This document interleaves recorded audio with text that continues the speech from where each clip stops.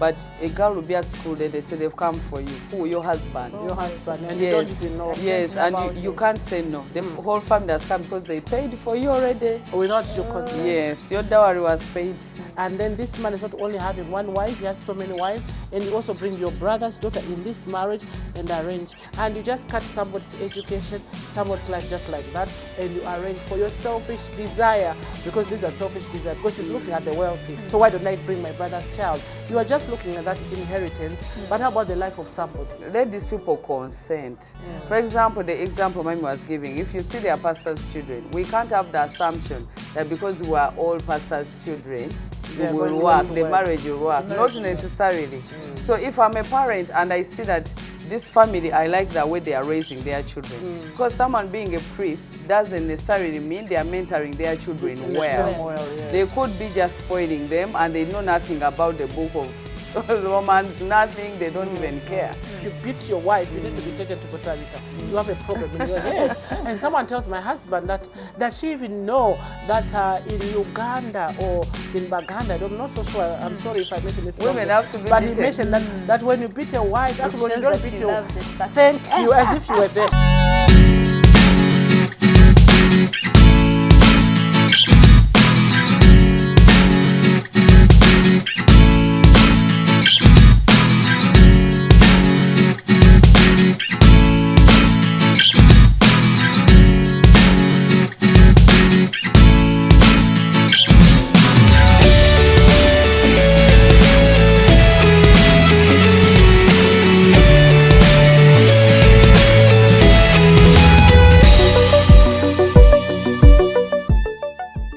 Good evening, dear viewers. Today is another wonderful day. My name is Eva, and we are here in our program Life Connect. Life Connect is a program where we talk about a number of issues. We look at life just round. We look at marriages. We look at child bringing up. We look at business. We look at so many other things that make life. Life is made up of so many segments. So that is Life Connect, and this Tuesday again, and now we are here for the same program, and I'm not alone in the studios. I'm with the beautiful women of God, and they're going to be saying hello to us. Mama Cindy, Yes. you're most welcome. Thank you so much. Praise the Lord. My name is Pastor Cindy Kiganda. I'm so blessed and honored to be here today, Life Connect, where we navigate life together. I know that you're going to be blessed. The topic we are discussing today, very interesting one. Please stay connected. Call your friends, your colleagues, tell them that show has started. I know you will learn something tonight. God bless you. Thank you, Eva. Thank you so much, Mommy. It has been really long. Thank you. I Last saw you know. last week. Are you fine? I'm very fine. I traveled You have traveled. back home. You know home, what is Okay. home? Home is the I best know place you'll to tell be. us. I'd missed you, by the East way. to the west, two of home you. is the best. Yeah, Home we is missed the you so best, much. I'm telling you. Pastor Florence Kaila, welcome to the show, my Thank dear. you. And please say hello to our dear Hello viewers who are watching Life Connect. It's nice to be back. Mom, it's good to be with you today. You're looking beautiful. Thank you. Thank you And so much. thank you From for home. hosting the Women's Summit. Wow, Yeah. talk about it. It was powerful. To God be the glory. I was happy to be part of it. Thank you. There's power when women pray. Amen. I'm happy to be back on the show. We are talking about marriage again. Topic related to marriage. We are passionate about marriage. Marriage is good. Marriage is good. Yeah, God bless you all. I'm happy to be back here. I hope your week was wonderful. Still hoping to see the goodness of the Lord in the land of the living. It is Amen. well in the name of the Lord. Amen. Otherwise, we are so happy. I always feel so charged each time I'm here with you, women of God. I don't know, God must be planning something for me. I'm just imagining myself. Just receive it. Don't even waste I your receive time. in the name of Jesus. Just Amen. imagine hosting two women of God and pastors' wives. Amen. I'm blessed and happy to be part of this team. Amen. Glory be to God. Tonight we're going to talk about a very interesting topic. We are still looking at marriage. Marriage is very important. Marriage is part of us, and this is it is a ministry. Just as we have always talked about it, it's a ministry. And tonight we want to talk about arranged marriages. we won't talk about arranged marriages. I don't know if you've heard about arranged marriages, if some people have been in arranged marriages, but we want to say arranged marriage is better than these other ones, and if they are, what are their advantages? If they are not, what is that other thing that you think that maybe because of this someone shouldn't go for an arranged marriage? So that's where we are, and I think we are going to start, let me start with Mama Florence. We are going to share our experiences and let it be an open kind of discussion. Yeah. Wow. Thank you, Eve. What do you think? I think we need to know, first of all, what do you understand and what do you think about them? Yeah, I think that arranged marriages is a pretty long practice that's been happening in Africa, per se, in our continent here. Even beyond. I think it's a process where we have traditional leaders or parents or people that are looked up to and respected, organize to see that certain families get together or they guide their son or daughter to marry in a particular family. The reasons are usually known to them. Some of them are for prestige, some are for maintaining of the family name and legacy. Some are for carrying on with the family values. So people do that for different reasons. Yeah. I want to think that it still happens even in our day. In some societies, in some communities, even in the church sometimes. That's right. Yeah, we can see arranged marriages. Yeah, so I think that is what it is, and it still happens. It has pros and cons as any other thing, any other venture that someone may go into. So maybe some of those is what we want to discuss. Maybe someone may be listening today and they feel like, I want to marry in a certain family, or I think I grew up hearing that, even from my family. I commend my parents. Yeah, but sometimes you would hear people say, oh, there's this daughter, or there's this son, there's a family. Yeah, so I think it happens. Wow. And I think it does work in some instances, sometimes it doesn't. Thank you so much for that insight and the introduction of about arranged marriages. Mommy Cindy. Yes, please. Arranged marriages. Thank you so much, Eva. I want to appreciate the women first who turned up in big numbers to Women Prayer Summit. Thank you, Pastor Flo, for reminding me. Yes. Well, we had an amazing time great. in the presence of God. Yes, it was great. The testimonies, the women that gave their life to Christ, and also the powerful worship, the word, the prayers. Indeed, it was great. Thank you so much. God bless you. We truly appreciate. May God answer you speedily. Well, arranged marriages, I think this is where couples are being arranged to get married, not because they have met themselves. Like Pastor Florence has explained, sometimes it happens because of culture in different cultures. I remember many years ago, especially in Zimbabwe, where I come from, where I know best, it used to be there in my culture. That is so many years ago. I'm sure about 100 years ago, where they used to arrange marriages. You were not supposed to go and tell a girl, I love you, but the parents would meet and agree. And you just wake up when you have a wife. And they say that those marriages used to last. That's what they say. But when you look at nowadays, yeah, I think Indian culture is still doing that, and some few families right now in our days, they're still doing it. Some of them, the rich families, because they want to maintain the values of the family, they are still doing it. And maybe they look in this family and they say, this girl will do better for us. If our son marries in that family, it will be good. It is said, this family has married in that family. To some people, it is good, it is okay. But I think in all, it's about the intention behind it, the intention. If it's for a good intention, it will be good. But sometimes it's too selfish. When you tell a girl to get married to someone who she doesn't know, they have never met, they have never interacted, and she's doing it for you, that's too selfish. Because at the end of the day, as a mother, I'm not the one who's going to be in that marriage. As a father, I'm not the one who's going to be in that marriage. So I think to some extent, it's not good. To some extent, it's good. So we're going to look in advantages and disadvantages. But one thing we have agreed that it used to happen so much, especially in Africa. Yes. It used to happen. I believe in Uganda it used to happen, where they just arrange a marriage for you. You don't know each other, you have never met. These things of going for a date, knowing each other, trying to know they're compatible, you know. Even South Sudan. They used I worked to do in that. South Sudan one time, Yeah. and you know, they can be studying and you're studying, but your husband. This is why there were so many high rates. Okay, it brought in the aspect of child marriage. But a girl will be at school there, they say they've come for you. Who? Your husband. Your husband, and you don't even know. Yes, and you can't say no. The whole family has come because they paid for you already. Without your consent. Yes, your dowry was paid. Wow. So you can see, now I've just, when you say like that, I've just remembered a certain religion in Zimbabwe.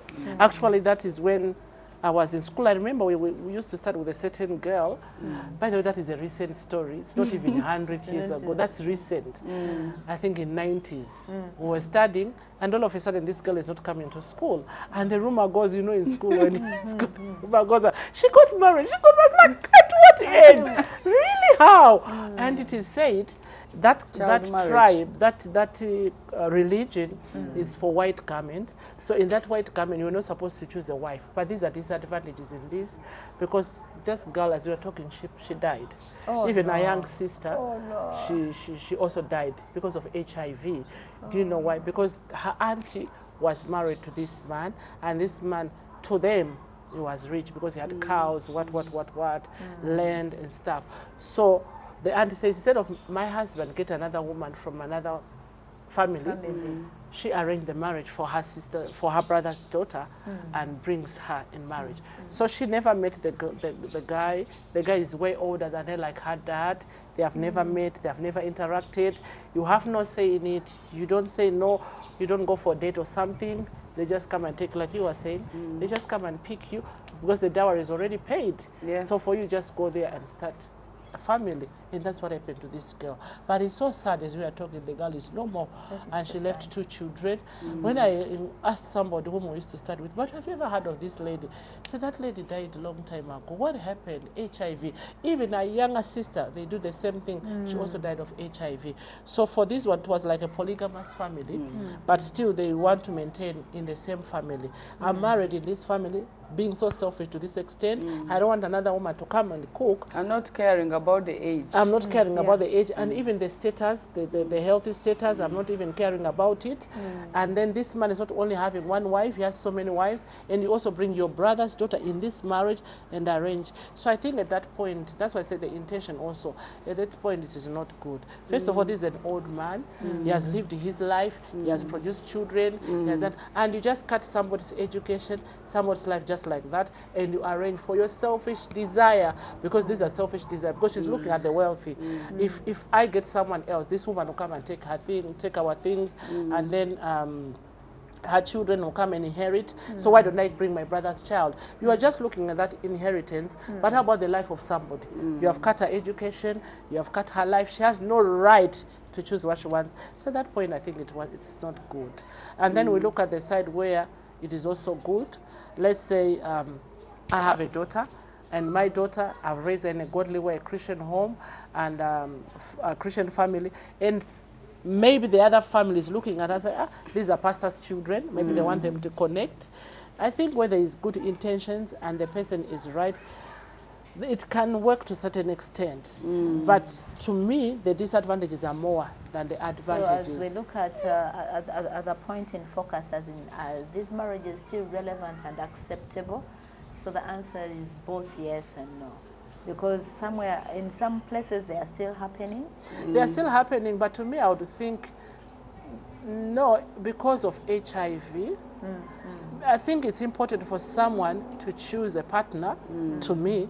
Why? Because if someone chooses a partner, they are free, they know each other, they have their...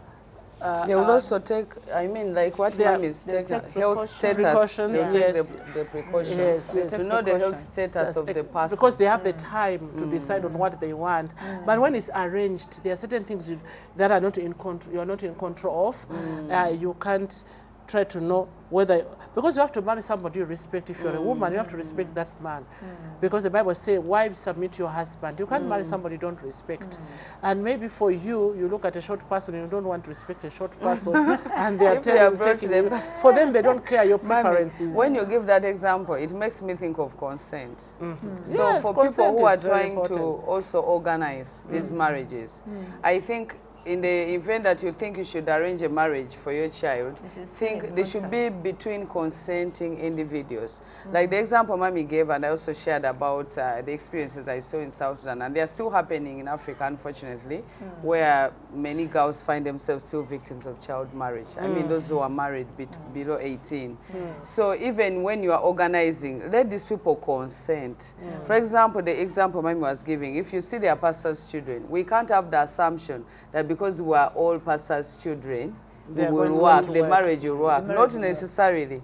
So if I'm a parent and I see that this family, I like the way they are raising their children. Because someone being a priest doesn't necessarily mean they are mentoring their children well. Yes. They could be just spoiling them and they know nothing about the book of Romans, nothing, they don't even care. They're so just I named think, pastors' yes, children, just called a status. But the So, life they are living actually yes, is opposite. I think it's very important. It goes back to intention. If you think that that family is good, take off time.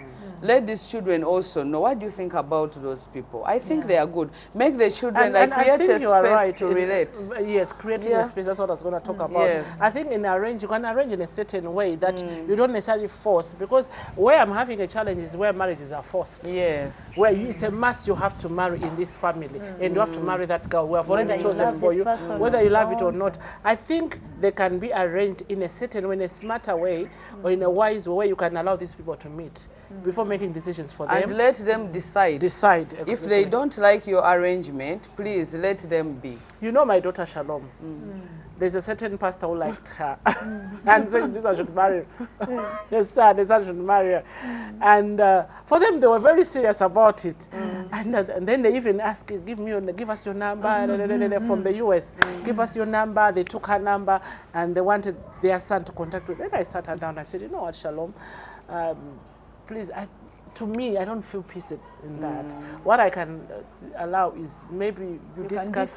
You can be friends, but they shouldn't. Get to know this because person. for them, they were like, he has to come and go to Zimbabwe, and we have to know your culture, how you, because we are told you have to pay bride price. For them, they were running on a speed because we like her behavior, we like her character, and we like her, and we think she can be a good wife to our son.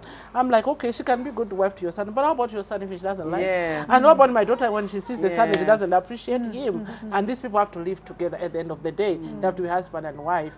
And these have to respect the man, and the man has to love the wife. But so I think the best thing we can do is to let them exchange numbers. As a parent, you are wishing, but let's allow them to talk as friends. Yes. And we see how it goes. When I asked my daughter, she was like, no, Mom. The guy is too arrogant. No. Yes.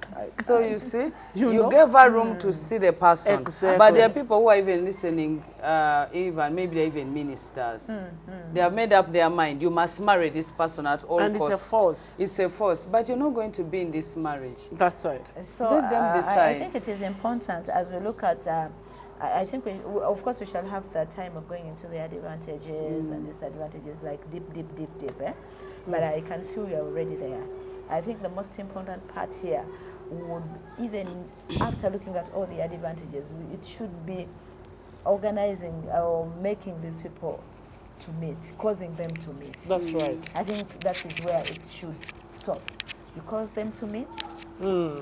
Give them time to befriend one another. Allow them to talk to know and each other. Yes, let them be friends, because when they are friends, they get to know so many things. But when you arrange this, when they are going to cover their characters, try to be the best, of course, and pretending. Yet when they are friends, oh, that's how she loves. Oh, she's so short-tempered, I can't take that. Oh, this is how she reacts. Okay. And someone's able to see what they like and what they don't like. Are they compatible? Are we really compatible? Is this can I really take this person to be my wife? Can I take this man to be my husband? Can I live with him? Can I respect him? All those things. So people need to be given an opportunity and to decide what they want. So you can arrange a lunch. You can arrange dinner. They can go there as friends and exchange numbers and begin to talk and allow them to be free. Because when we are friends, I may not hide who I am. I can try as much as possible to be free because I just know we are friends. But when there is arranged, you already think about marriage. Someone might come with a desperate mindset. They're already desperate. She wants to get married. Maybe she feels like she's already, the age is catching up with her, and she thinks, okay, this is an opportunity to grab, but they're still going to pretend the whole thing. And at the end of the day, when you marry, you can't pretend forever. Marriage will only amplify who you are. And when you're in marriage, you're going to really realize that, oh my God, this is the person I married. So sometimes arranging might not work. And most times, like we have talked about, people do it with selfish desires. It's because I look at the family legacy, the family name. No, we can't go to that family. We need this family. We are rich. We need another rich family. But sometimes marriage is not it has nothing to do with the rich or whatever. It is the character of somebody. The character matters when it comes to marriage. Because you can marry from a rich family and you are marrying someone with zero character. The beauty is there, the money is there, the books are there, but at the end of the day, in a marriage, it's his character. Mommy, the character is too much. When she said that, I want to just build on what she has said. Because this also comes to people who are in the church as well. Because someone says, he's a man of God, she's a woman of God. She's singing in the choir. Even if someone sings and the rain falls down and they prophesy and all the people, what is their character? Like, who are you of the pulpit? Who are you of the pulpit? Who you are is not what you do. I mean, otherwise doctors would say, I'm a doctor, will you marry me? I'm a doctor, will you marry me? No, your character matters. And I think even in the Bible, when Jacob was to find a wife, Isaac helped. When the other messenger went to see from the family, and who was Rachel served, she did something. When Damascus Eliezer was sent, she did something of service. Actually, he said, Damascus Eliezer says, if I go, if you go with me and I found favor, the person, he described what he wanted to see. The person should be able to feed the camels with water. Should be able to give them water. That is character. If I bring you in my house, will you be able to feed the people? Will you be able to take care of the family? So Damascus Eliezer did not just say, I'm just going to pick a girl, whoever I find. I believe Rachel was not the only girl who came on the well. There are many girls who came, but with different characters. So whoever would say, can you please fetch the water and feed these camels? Others refused, and he said, definitely this is not the one. And that was another one came. That was a sign of kindness and character, the character of kindness. We are seeing it. And the second one came, and I'm sure did not match what he wanted until Rachel came and said, she's the one. I will go for this one. So we can see that it was an arranged marriage. Isaac wasn't there. It was Damascus Eliezer was there who was sent. But still, their qualities he looked at. There was a sign. There was a sign. A sign that could show, a sign which was not just about prophecy, which was not just about power, but character. And that is why I think people fail even in marriage. They are not compatible, or the person is so rude, or they don't want to help. They are so lazy. There are so other selfish things that really matter, that make a marriage work beyond going to church. Yes, you love the Lord, you're a good Christian. Maybe you're religious, you do your religion, you practice. You're a minister. But your character does not make it easier for people to live with you. So it becomes very hard. And I think that is what we are talking about. It is very important for people to make a decision. I have had pastors who beat their wives, and he's a man of God, and he's all admired by people. They see a man of God, they see him a demon chaser, preaching the gospel. When he holds the microphone, the whole church is shaking. But off the pulpit, who is he? He does not take care of his children. He beats his wife. He doesn't respect his wife, but he's a man of God. So what we are talking about, what makes a marriage is character. Of course, God and character. We can't despise the issue of character. So these people should be given a chance to meet. To get to know each other. And because Eva, my preferences might not be your preferences. So there are certain things, yes, we want God to be number one, to be considered. If someone is born again, definitely as a born again is the person I would think about. But after being born again, your character, who are you? Like you're walking with the Lord daily, and you're making attempts to change, to be Christ-like.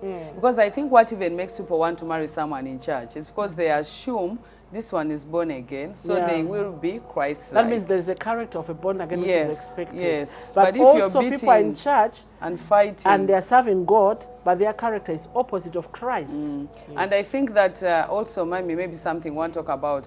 There are things that are bad and evil that are normalized. And I think even church leaders really need to take a stance, like beating wives, beating up adults, beating your partner is not okay. But why some people still do that, even if they are God-fearing, because in the culture it's normal. Like someone will say, he's beating the wife, it's his wife. No, so somebody even actually, if they are born you know, again, Pastor, they do it. Somebody told me. Yes. I was talking and I was like, actually, I think I was talking. It's abuse I of think power, I mentioned it on wrong pulpit use that of power. if you beat your wife, you need to be taken to Puerto Rico. You have a problem in your head. And someone tells my husband that, does she even know that in Uganda or in Baganda, I'm not so sure, I'm sorry if I mentioned it wrong. Women have to be But beaten. he mentioned that when you beat a wife, actually, when you don't beat your love this person. thank you, as if you were there.